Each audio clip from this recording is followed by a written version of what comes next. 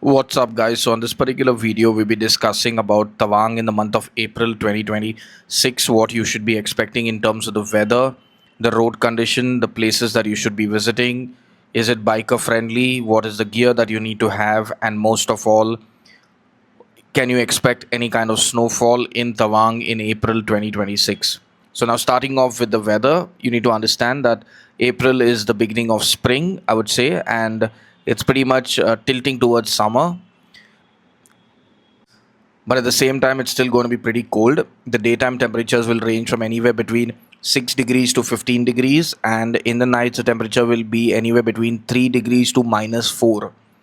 So even in the month of April, you can expect the temperatures in the night to be below freezing point. It's not going to be as harsh as what it would be in the months of February and March, but it's definitely going to be pretty cold. And for those who are not very comfortable traveling in the cold weather, I would say plan your trip towards the second half of April when the temperatures will be slightly better in the nights. The temperatures in the second half of April towards, I would say, after 25th of April would be from 0 to 5 degrees, and it wouldn't be in negative, so this would be far better.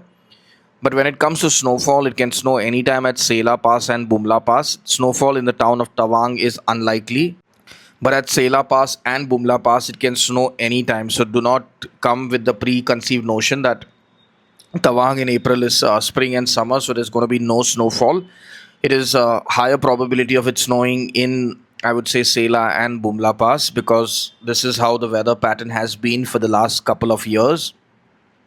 Overall, the skies are clear. The weather is good to travel because the glacial lakes which have been formed over there and are frozen start to melt. So you'll get to see, I would say, over 50 to 100 lakes along the journey from Tawang to Sangastar and Bumla. You'll get to see plenty of small glacial lakes which have been formed and they'll be melting. And it's a beautiful sight in the month of April. For all those who are photography enthusiasts, the month of April is a very good time to be going there, to be capturing a very different vibe of what Tawang has to offer from the natural point of view.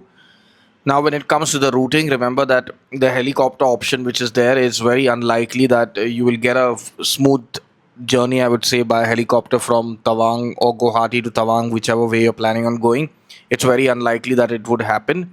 But you can try your luck, and if it works, very good. If it doesn't, you can always take the road, which is the best option. Now, taking the road, you have two options. You can either take the overnight bus from ISBT, or you can take the shared sumos which leave in the morning by 5 6 o'clock in the morning and reach the same day to Tawang. Or you have another option, which is to hire a private vehicle. So now, depending on the number of people in your group and the kind of budget that you have, you can decide what suits your travel preference best. Now, when it comes to public transportation to Tawang, the bus will get you till Bomdila or till Tawang directly. Taking the direct bus to Tawang is a nightmare because it's a very long journey. And if you are someone who's comfortable with long bus rides, you can take it. And it's a non-AC semi-sleeper bus. There are no Volvo buses on this route as of now. The roads are clear. There wouldn't be any kind of issues. If you're planning on self-driving, you can self-drive. Just make sure that you have at least two people in your group who are comfortable driving on mountain roads and have good experience, because if one person falls sick or has any kind of complications along the journey, you don't end up being stranded over there with your group without a driver. So hence, have minimum two people in your group who can drive. Now, when it comes to the networks, the entire region from Guwahati to Tawang has very good Airtel 4G and 5G network. Airtel and Jio work well, but it is Airtel which is far superior in this region, so you wouldn't really have any issue with postpaid or prepaid. Just make sure that somebody has Airtel and somebody has Jio. Between the two networks, you will do very, very well. Your data will be connected throughout the entire journey.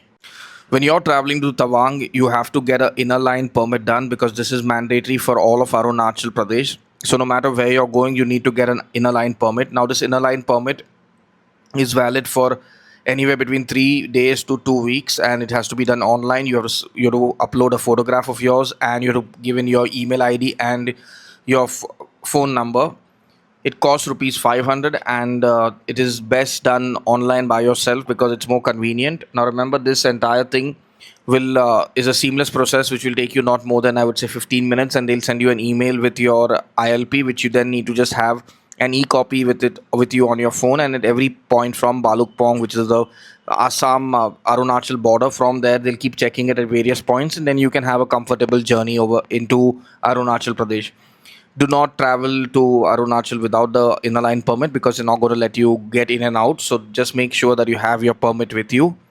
Now, when it comes to the places and that you should be stopping at, by default, you should stop at Bomdila, Dirang. At least spend a couple of nights in Tawang. If you can spend 3 nights, very good. And if you are on a self-drive journey or you're on a private taxi journey, then you can stop at Balukpong, or you can take the Shergao road, whichever works better for you. Now remember, the accommodation in Arunachal Pradesh will range from anywhere between, I would say, 1500 rupees to 4000 rupees a night for a room, and these are just basic rooms which will provide you with accommodation. Breakfast is very unlikely that they include in Arunachal, but your food is easily available everywhere you go. So no matter where you're going, you'll get veg, non-veg food without having to worry about it. Food options are unlimited. Every place that you go to, be it Bomdila, Dirang, Tawang, or Balukpong, you'll have the Bengali thali systems which will serve you veg thali from 80 to non-veg ranging up till 200 to 50 rupees. So you do not have to worry about going hungry in Arunachal Pradesh. Just keep in mind that sunrise is early and sunset is early. So by default, restaurants and hotels shut by, I would say, 9 p.m. in the evening. So make sure that you're in the restaurant by 8 o'clock so that you do not end up sleeping hungry. That's the kind of vibe that is going to be there even in April, because it is early to rise and early to bed over there. Now, Bumla Pass and Sangasar Lake require you to hire a private vehicle. You need a Bumla permit, which your homestay or your hotel owner in Tawang will arrange for you. You cannot take your private taxi from Assam or Meghalaya to Bumla Pass. You'll have to hire a local taxi. So, for all those who plan on self-driving, you can take your car, but it is advisable to take the local taxi because those guys know the route around it. And at the same time, going to Bumla Pass, there is no network, so you'll have to figure it out yourself. There's no way you can use Google Maps or something to get there. So it is advisable. My personal recommendation is take the local taxi and have a fun trip to Bumla and Sangasar Lake and return back on time. Now, since there is no network, by default, you'll have to remind your family, your near and dear ones, that you'll be out of network coverage on the day of Bumla for half a day, because you'll start in the morning by 8 and return back by 3 p.m. So you can tell them that you won't have network for that particular section of the day.